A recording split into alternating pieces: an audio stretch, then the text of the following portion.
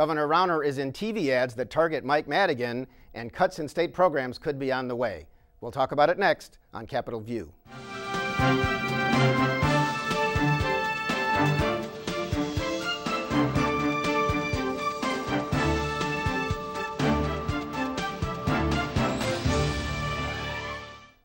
Welcome to Capitol View, the program where we talk about state government, sometimes the federal government, and how they just might affect your life. I'm Bernie Schoenberg from the State Journal-Register. The legislature is still deadlocked, and I've got some good panelists to talk about various things going on with that. Hannah Meisel is back. She is a reporter with WILL Radio in Urbana and visits Springfield often. Nice to have you here. Thanks for having me. And Bruce Rushton is back. He's a reporter with the Illinois Times here in Springfield. Good to be here. Okay, so Governor Bruce Rauner, it's a campaign committee that he donated to, $250,000. A friend of his, Sam Zell, who used to own the Tribune, big business guy in Chicago, donated $4 million to, and this Turnaround Illinois PAC that is designed to back Governor Rauner's programs to improve the state paid something over $800,000, or at least started an ad campaign that features Mike Madigan, the Speaker of the House, who's a Democrat, who is the governor and the speaker and the other leaders are trying to reach a budget agreement before the end of the fiscal year at the end of June. And it says Illinois is at a crossroads. Mike Madigan and the politicians he controls refuse to change. They're saying no to spending discipline, no to job-creating economic reforms, no to term limits. All they want is higher taxes again. And then the governor comes on and it goes from black and white to color. And he says, that's right, you know, change in Springfield isn't easy, but you didn't send me here to do what's easy. With your help, I'm going to keep fighting to grow our economy and fix our broken state government. Good idea or bad idea? Well, it's an odd commercial, you know, one, that it's the middle of June, and two, that it doesn't give voters anything to do. It's not like, oh, voters, please call this number, flood Mike Madigan's inbox, or, you know, sign this petition, or, you know, join, you know, this rally or something like that. It's kind of just like, I'm here, I'm the governor, I'm doing something, be behind me. However, this is, you know, only the first of, you know, what could be many as the impasse goes on and on and on. It could be a lot more negative. It's actually a lot more, you know, positive than a lot of people were expecting. Yeah, I think this is kind of softening the beaches before, you know, from the battleships before the troops invade. I mean, it's going to get a lot testier as we go on. You know, I think it's interesting that the majority of the media buy on this apparently is in the Chicago area, and folks in Cook County really don't spend a lot of time, I think, thinking about a state government. And so I think it's kind of Rauner, you know, saying, hey, remember me, I'm still here, you know, stay tuned, I'll be back. And it is interesting. Some of us, I've been around doing this for a few more years than either of you, and I don't recall ever seeing ads run as part of the negotiating process in the middle, you know, as we reach the near end of the fiscal year, which ends in June, so July 1st is the new fiscal year when the state needs a budget.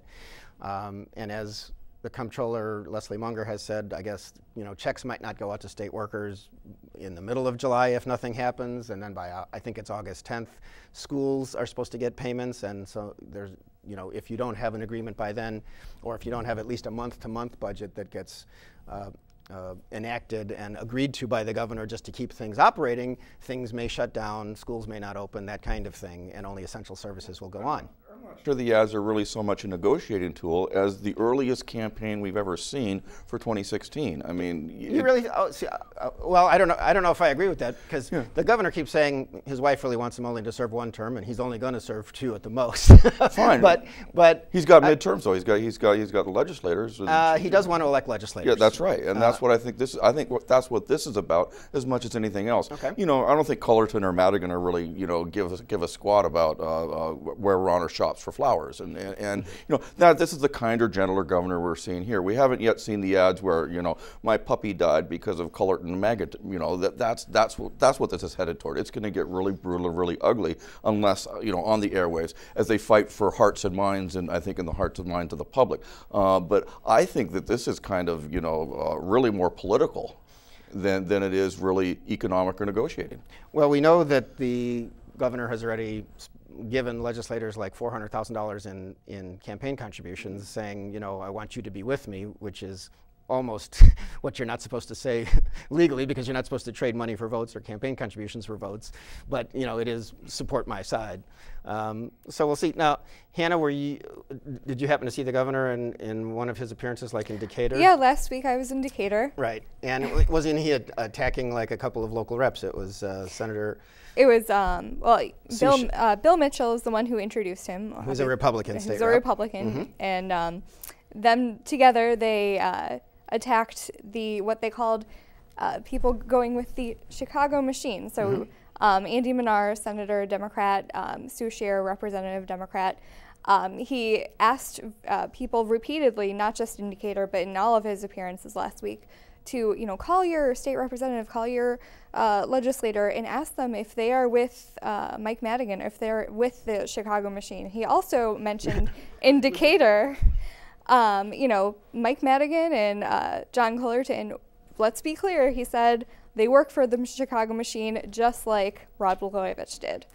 He added that. I'm not sure if he said that anywhere else, but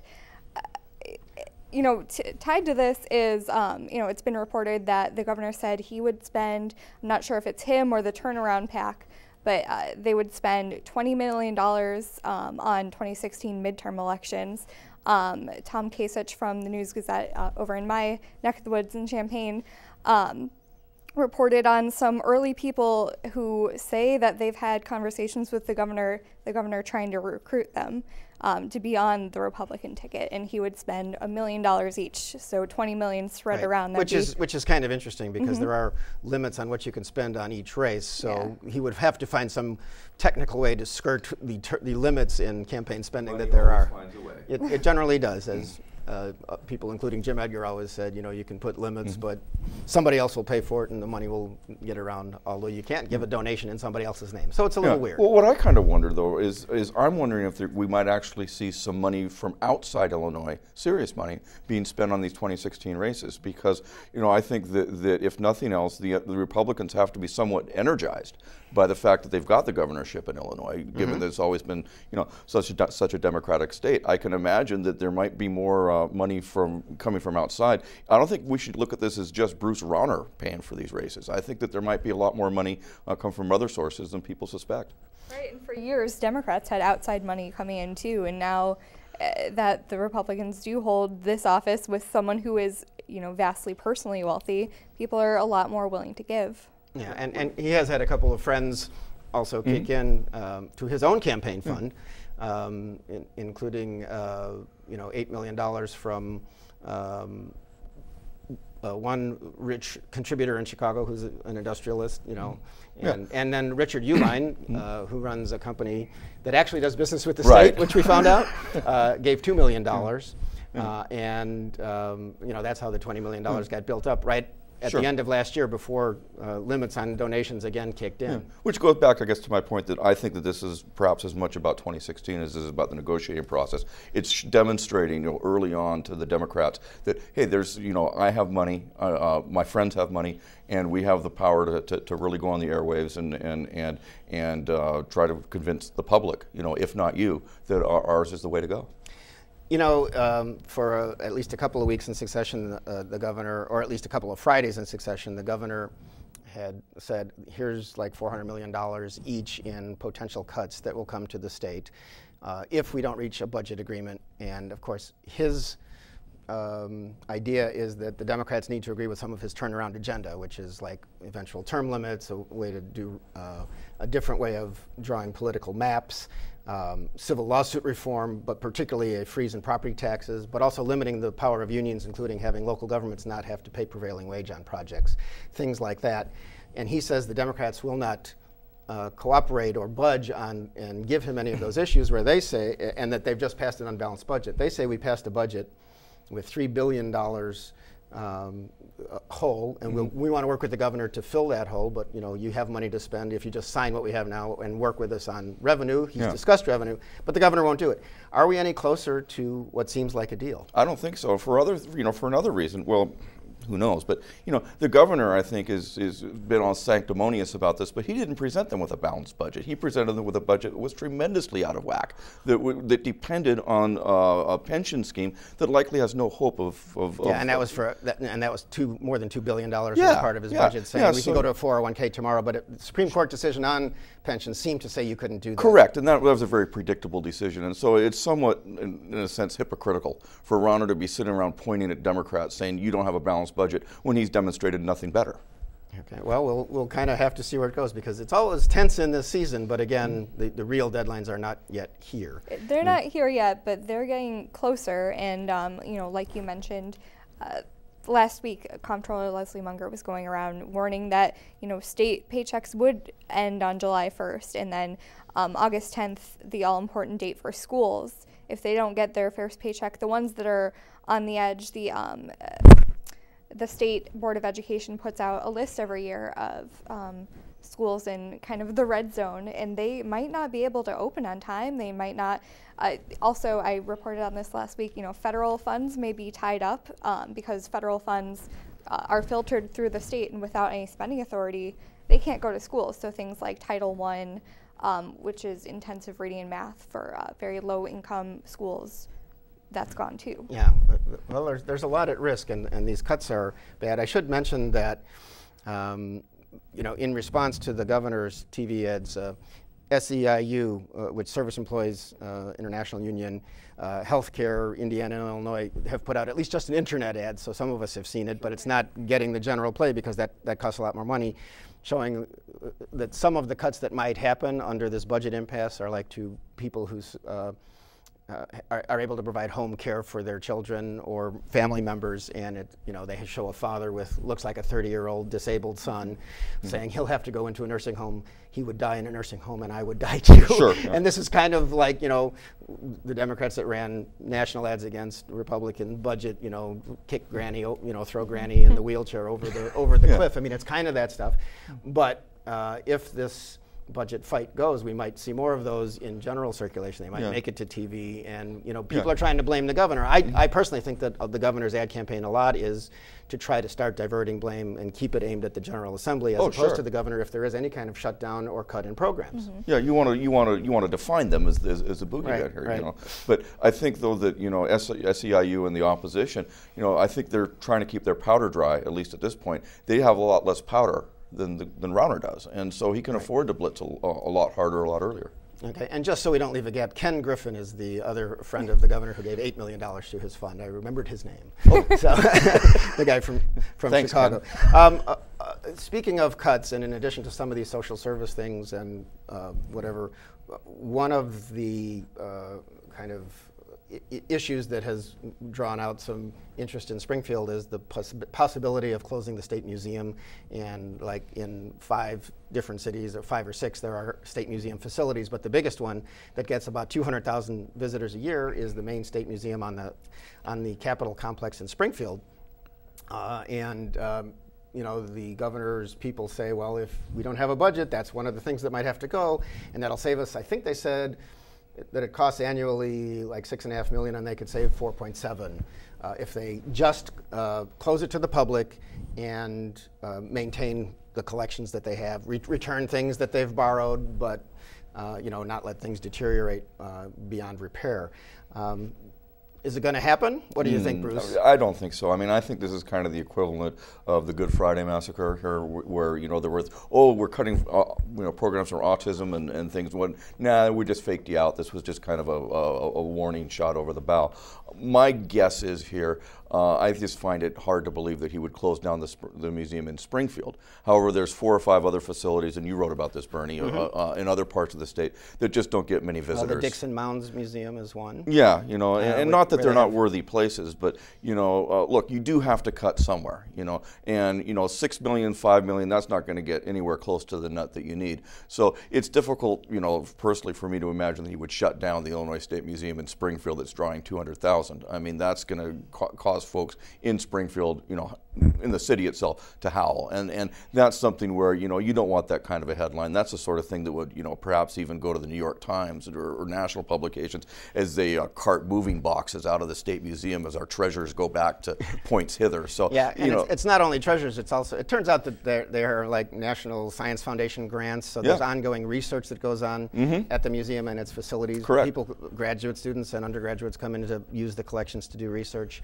So they have obligations that are like contractual obligations plus research that would all have to be cut off if they closed the buildings. I just think that the downside PR-wise is so great that it completely outweighs the upside of weighing, you know, saving a couple $1,000,000. But the other facilities, you know, as you mentioned, the Dixon Mounds and some of these other places, not that they're not worthy, but you're not going to see the outrage and the outcry about those sites as you would something that's drawing 200,000 folks and getting the kind of research done that this facility is. Yeah, well, one or two of the facilities, I guess there's an artisan's shop and an art museum for Illinois something. It's in the Thompson Center in Chicago, so it gets a lot of visitors, but it on my way to someplace else. They're part of the circulation of the building. Yeah. Which is a piece of art itself. Oh yeah, or something. Or a term of art. So late in the week, Illinois unemployment numbers came out, holding steady at 6%. Now, my guess is if Pat Quinn were still governor, there would be something good to say about this, but the Governor Rauner people say, and his Department of Labor say, we are still stagnant and not keeping up with other states. Well, you know, there was, what, 9,200 new jobs in May? So it's a little bit. So, you know, statistically wise, it's not great. But you're exactly right. I think if this was Governor Quinn, it would be like, hey, you know. Look what we gained. We're chugging along here. And Rauner is still saying, no, not good enough. And, you know, the point is it's been slow, but it's been steady. And so, you know, I don't think that that's necessarily bad news, but if you're in the governor's position, you have to make it sound like it's bad news. And so, yeah, we're not doing as well as perhaps as other states. We're, what, 0.5% behind, I think, the national average. You know, so, yeah, could it be better? Of course, it could always be better. But what's he going to do if suddenly it jumps up, you know, because now he's kind of, he's hooked his horse to this wagon or vice versa here. What happens if it goes up? Like, you know, dramatically in July or something, because he's made such a big deal about these monthly, you know, little bit. What if it jumps, say, 20,000? What's he going to say then? What's he going to say if it jumps even 30? Well, we'll see what happens. You can always say it could be better. Right, exactly. You can always, as long as we're behind the national average, he's going to say, well, geez, this is terrible. Well, it is funny because we were at like 9 and 10% just a few years ago. Yeah. And so things have gotten better, although certainly people who look at the statistics will say, well, people are dropping out of the workforce, right, you know, and not looking for jobs anymore. So we'll see.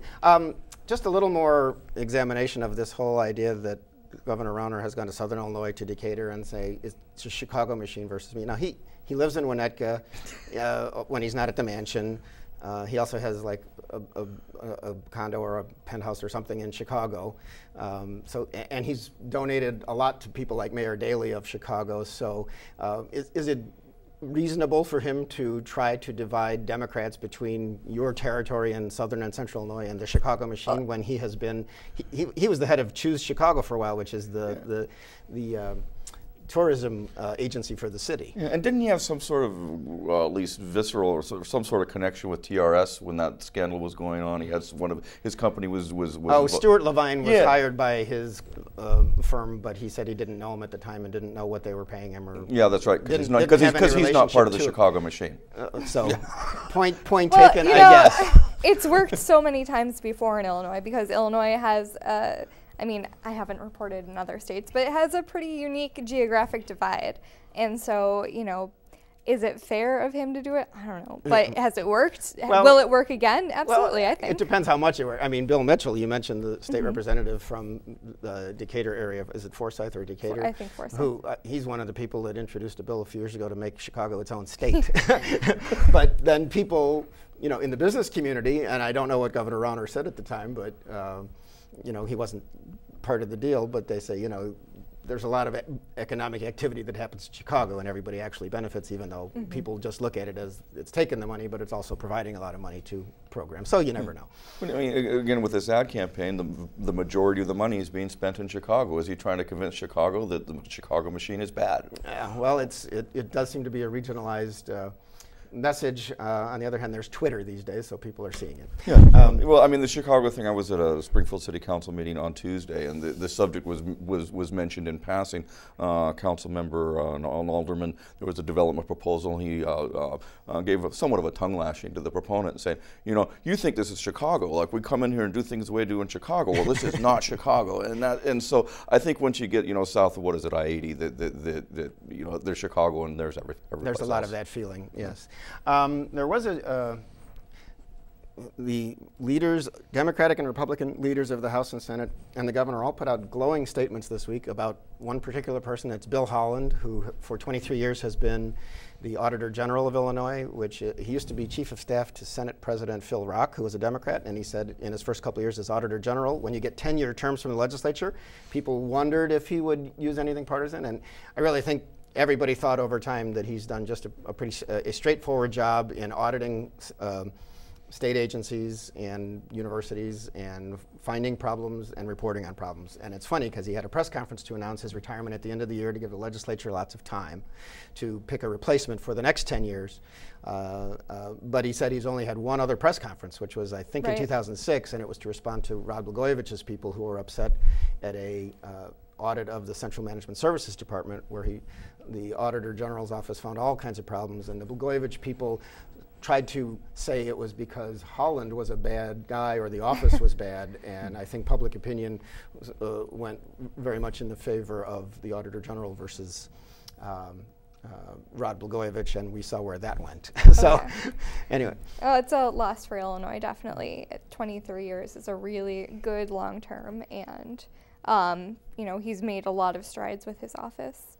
But I think you wanted to mention. Well, no, I mean, he's made a lot of strides with his office, but he's made very few enemies that I know of, you know, because I think that he has a reputation for shooting straight and telling it like it is. And, you know, I've read my share of reports out of the office, and they always seem to be very well done. They seem to get to the point, and he doesn't pull punches, but he doesn't seem to tick anybody off, because if they've got it coming, they kind of know they got it coming. Yeah, which is interesting because, you know, Governor Rauner, you can see why he would like Bill Holland, because I think it was the NRI, the Neighborhood Recovery Initiative. Recovery Initiative under Pat Quinn.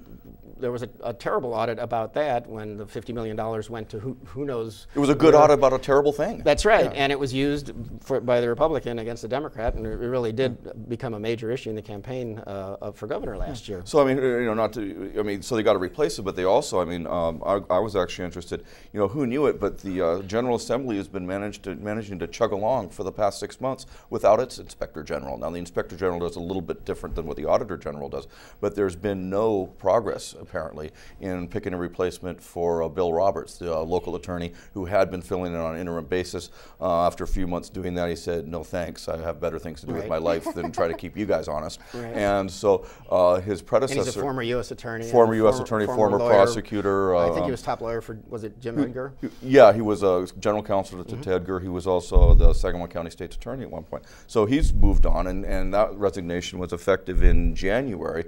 His predecessor, I think, left the post in about a year ago now, and so the General Assembly apparently has made no progress in determining who is going to be an Inspector General, who's going to keep lawmakers honest. Well, unless we get a surprise announcement shortly, but we'll see how that goes. The General Assembly has continued to do some things that could be seen as good. You know, how police deal with the public and cameras. They did pass something on that we've talked about. There's a law that involves calling 911 if you are like a college person and you have a friend who is in a dangerous situation because of drinking too much. So before, I mean, I was in college not too long ago, and you know, if you had a friend who was exceedingly drunk, maybe had alcohol poisoning, there would always, I mean, I would hope that everyone I knew would call 911 to help protect that person, but there was always a fear that, you know, if you were calling also and you were underage, that you could also get in trouble. So what this bill would do would, you know, provide you immunity, which is, that's good. Yeah. You don't have to have a designated caller anymore, just in case something happens. Right. But yeah, you know, this I think is an example of once in a while the legislature does something that I think is probably could be viewed as progressive and a good thing, and I think this is an example of that. They've also done something with, I think, hepatitis C screening and testing that has been lauded and overlooked, I think, by a lot of folks, because we get all focused on the budget and that sort of thing, and that is the big question. But you get a bill here or there, you know, that actually seems like it's good legislation. I think that's a good example of one. Okay. There is a building race for U.S. Senate. Mark Kirk is the incumbent Republican. He did one of these off-microphone things in recent days where he was at a committee hearing in Washington. Lindsey Graham, another senator, had just announced for president as Republican. There are many of them. And he's never been married. And Mark Kirk, and I hope it doesn't get me in trouble to say what he said, but he called him a bro with no hoe, which is a brother, and you know, it's a bad word for a prostitute, and he said that's how they say it on the South Side. Yeah. Mark Kirk is from Highland Park. So he seemed to get a negative reaction from people, including 2 women Democrats who are running for Senate, saying, you know, you've offended people of color and you've offended women by saying this, and he ended up putting out an apology to the people of Illinois. Small story, or does it go on? Blip. I mean, yeah. I mean, compared to some of the other things that we've heard from other races where there's a hot mic or just saying something stupid, you know, it's early enough now. If this had been later on, unless he continues to say stupid stuff, and you can never put that past anybody. As long as he minds his manners from here on, I think it's a blip. Okay, and Tammy Duckworth is a congresswoman from Hoffman Estates area. And she and Andrea Zopp, who is also her hat's in the ring, they both took advantage of it and you know, called for an apology. I think someone, I'm not sure if it was exactly on Tammy Duckworth's team, but someone registered the URL brosforkirk.com, which redirected to Tammy Duckworth's campaign site. I see. Well, it's going to be that way. I'm going to end on a positive note. Let's see. Everybody in Chicago is really happy, and beyond that too, because the Blackhawks won the Stanley Cup. They're 3rd in 6 years, so everybody was wearing Blackhawks jerseys, including our governor on the stage in Soldier Field at a big event. And in the Pride of Springfield category, Andre Iguodala, who is a graduate of Lanphier High School, was on the Golden State Warriors, and not only came in and kind of saved the day, guarding against LeBron James in all of the finals, and started the last 3 games and became the Finals MVP. So congratulations to Andre Iguodala and the people who know him. With that, Hannah Meisel, Bruce Rushton, thanks for being with me. Thank you for joining us. I'm Bernie Schoenberg, and we'll see you next time on Capitol View.